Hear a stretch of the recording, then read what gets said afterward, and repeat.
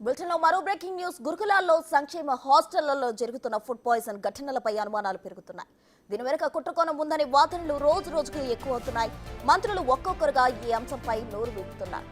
మంత్రులు సీతక్క, కొండా సురేఖ, పొన్నం ప్రభాకర్ ఇదే అభిప్రాయాన్ని వెలుబుచ్చారు.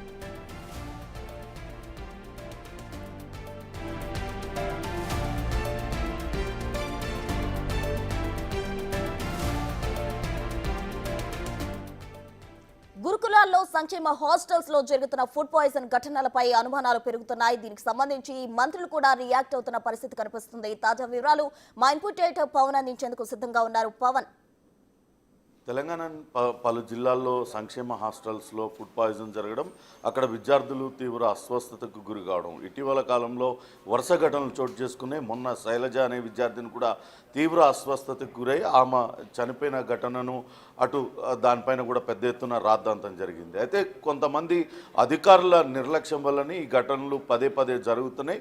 తీరు మార్చుకోవాలని అధికారులని మంత్రులు హెచ్చరించినా వాళ్ళు తీరు మారడం లేదు. కొంతమంది బీఆర్ఎస్ నేతల ఆదేశాల మేరకే అధికారులు పనిచేస్తున్నారనే విమర్శలు కాంగ్రెస్ నేతలు చేస్తున్నారు. తాజాగా అటు పొన్నం ప్రభాకర్ ఆయన తీవ్ర స్థాయిలో మండిపడ్డారు. అలానే కొండా సురేఖ, సీతక్క కూడా దీనిపైన మాట్లాడారు. కొండా సురేఖ అటు ఆర్ఎస్ ప్రవీణ్ కుమార్ ఇటీవల కొన్ని వ్యాఖ్యలు చేశారు. వరుస ఘటనలు జరగడం వెనకాల ప్రభుత్వం నిర్లక్ష్యం ఉందంటూ ఆయన చేసిన వ్యాఖ్యలపైన తీవ్రంగా ఫైర్ అయ్యారు. ఆయన గురుకులాల కార్యదర్శిగా చేసి అనేక అక్రమాలకు పాల్పడ్డారు. అటువంటి వ్యక్తులు కావాలనే ఇప్పుడు ఉన్న ఉద్యోగులతో ఇటువంటి పనులు చేపిస్తున్నారు. విద్యార్థుల ఆరోగ్యంతో రాజకీయం చేయాలనుకుంటున్నారంటూ తీవ్ర స్థాయిలో విమర్శించారు. అయితే జరిగిన ఘటనలపైన ఇప్పటికే ప్రభుత్వం అప్రమత్తమైంది. మొన్న మహబూబ్ నగర్లో నారాయణపేటలో కలెక్టర్ స్వయంగా అక్కడ సంక్షేమ హాస్టల్కి వెళ్ళారు. వాళ్ళందరూ కూడా విద్యార్థులతో కలిసి భోజనం చేశారు. ఇక హైదరాబాద్ కలెక్టర్ అనూప్ దుర్శెట్టి కూడా అనేక ప్రాంతాల్లో పర్యటించారు. ప్రత్యేక టాస్క్ ఫోర్స్లో భాగంగా అనేక హాస్టల్స్లో ఆ ఫుడ్ క్వాలిటీ పైన ఎప్పటికప్పుడు వివరాలన్నీ కూడా తెప్పించుకుంటున్నారు.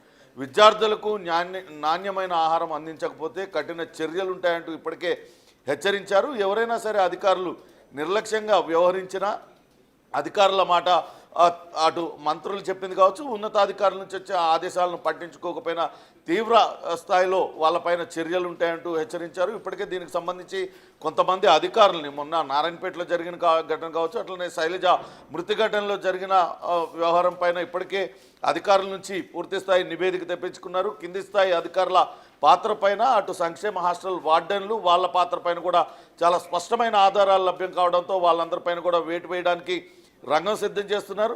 ఇటువంటి ఘటనలు కనుక పునరావృతమైతే ఖచ్చితంగా కఠిన చర్యలు ఉంటాయంటూ హెచ్చరిస్తున్నారు. మరోపక్క బీఆర్ఎస్ నేతలు ఇటు విద్యార్థుల భవిష్యత్తు, విద్యార్థుల ఆరోగ్యంతో చెలగాటమాడుతున్నారు.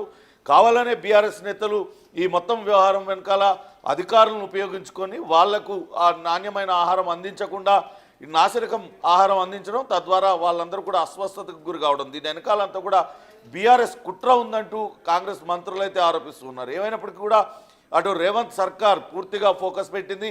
ఇటువంటి ఘటనలు పునరావృతమైతే ఎంత పెద్ద అధికారిపైనైనా సరే కఠిన చర్యలు ఉంటాయంటూ హెచ్చరించింది. ఇకపైన ఫుడ్ టాస్క్ ఫోర్స్ ఏర్పాటు చేసిన ఫుడ్ టాస్క్ ఫోర్స్ రెగ్యులర్గా సంక్షేమ హాస్టల్స్ను విజిట్ చేస్తూ అక్కడుండే ఫుడ్ క్వాలిటీని ఆకస్మిక తనిఖీలు చేస్తూ ఎవరైనా ఎక్కడైనా నాసిరకం భోజనం కనుక అందించినట్లయితే వాళ్ళపైన కఠిన చర్యలు తీసుకోవడానికి రంగం సిద్ధం చేశారు. Prasuna. Right Pawan, thank you.